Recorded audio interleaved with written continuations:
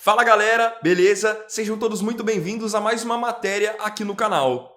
Recentemente eu tinha feito um vídeo ainda na semana passada mostrando para vocês que o Grupo City, que é dono do Manchester City, estava interessado em comprar um time brasileiro, e esse time era o Bahia. Os times brasileiros serem comprados tem sido uma tendência nesses últimos meses. Basta vocês verem que o Ronaldo Fenômeno adquiriu o Cruzeiro e o John Textor, empresário norte-americano, adquiriu o Botafogo. E agora mais um time está atraindo o interesse de empresários europeus. Esse time é outro carioca, o Vasco. Nesse vídeo você vai saber quem está interessado em comprar o Vasco e também quais seriam os valores envolvidos. Então acompanha tudo isso comigo agora após a vinheta do futebol brasileiro.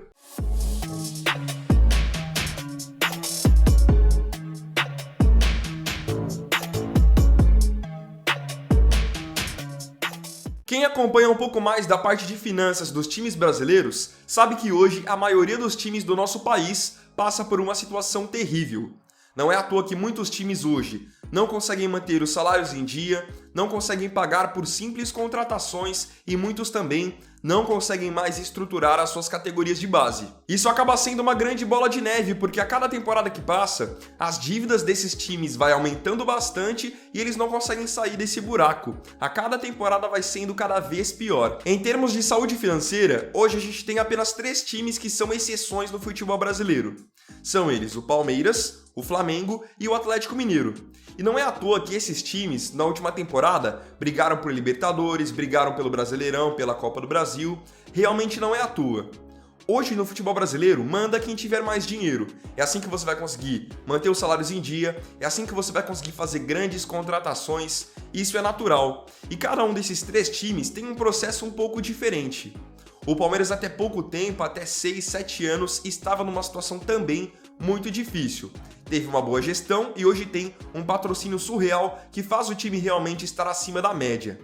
O Flamengo teve anos difíceis também e conseguiu, com uma gestão muito boa do Eduardo Bandeira de Melo, voltar a estar no topo. Enquanto o Atlético Mineiro, apesar de ter bastante dívidas, tem hoje empresários que financiam praticamente tudo hoje no Galo. Para quem não sabe, especialmente quando um time está na segunda divisão, a receita dele cai de maneira assustadora. Porque mesmo ele estando mal na Série A, esse time ainda vai ter uma boa receita de televisão, vai ter bastante visibilidade para patrocinadores, e quando ele vai para a segunda divisão, isso já não acontece mais.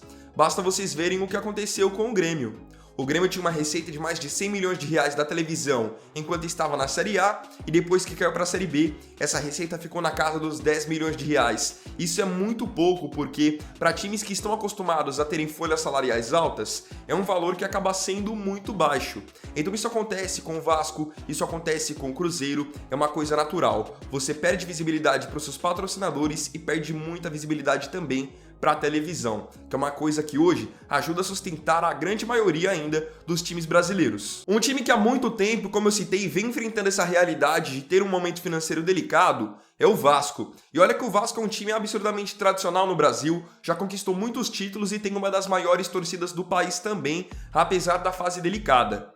E podem acreditar, isso em breve pode sim mudar para o Vasco, porque hoje é uma tendência os times brasileiros se tornarem clubes empresas. O jornal britânico Daily Star Sport revelou recentemente que um grupo de empresários, liderado pelo dono do Chelsea, Roman Abramovich, estaria interessado em comprar o Vasco. Os valores do investimento chegariam à casa de 1 bilhão de reais, valor até bem superior ao que o Ronaldo pagou no Cruzeiro e o John Textor pagou no Botafogo. Inclusive, o presidente do Vasco, Jorge Salgado, já tem uma viagem marcada para a Europa justamente para poder conversar com alguns possíveis investidores. Uma outra coisa importante de ressaltar é que no momento o Vasco ainda não passou pelo processo de se tornar um clube empresa como o Botafogo ou então como o Cruzeiro. Essa é uma situação que ainda tem que ser aprovada pelo Conselho Deliberativo do clube e também pelos sócios, mas é uma tendência sim que a maioria aprove, porque ajuda o clube a dar uma boa respirada financeiramente. Um investimento desse nível, desse patamar de cerca de 1 bilhão de reais, poderia sim mudar e muito a realidade do Vasco. Diferente do que muita gente pensa, não é logo de cara 1 bilhão de reais que vai ser destinado para contratações. Não é assim que funciona. Quando um clube é adquirido, a prioridade de quem está comprando esse clube é justamente acertar as contas, deixar tudo em dia, e aí sim depois, se houver a possibilidade, esse clube pode fazer algumas contratações. E mesmo assim, aqui no Brasil, os times não costumam fazer logo de cara diversas contratações de alto nível. Basta vocês verem o Cruzeiro. O Cruzeiro tinha feito algumas contratações ainda no final do ano passado e quando a gestão do Ronaldo assumiu, eles começaram a revisar todos os contratos, porque apesar de agora ter bastante dinheiro envolvido, eles ainda priorizam uma boa saúde financeira e tem um teto que não pode ser estourado. Falando agora um pouco mais a respeito do trabalho do Roman Abramovich, que eu creio que muitos de vocês que acompanham o futebol europeu conheçam ele. Ele é um empresário russo que comprou o Chelsea da Inglaterra em 2003. Ele que foi, na verdade, o grande responsável por uma grande reviravolta na história dos Blues. O Abramovich fez um projeto de longo prazo que rendeu para o Chelsea desde 2003 mais de 20 títulos.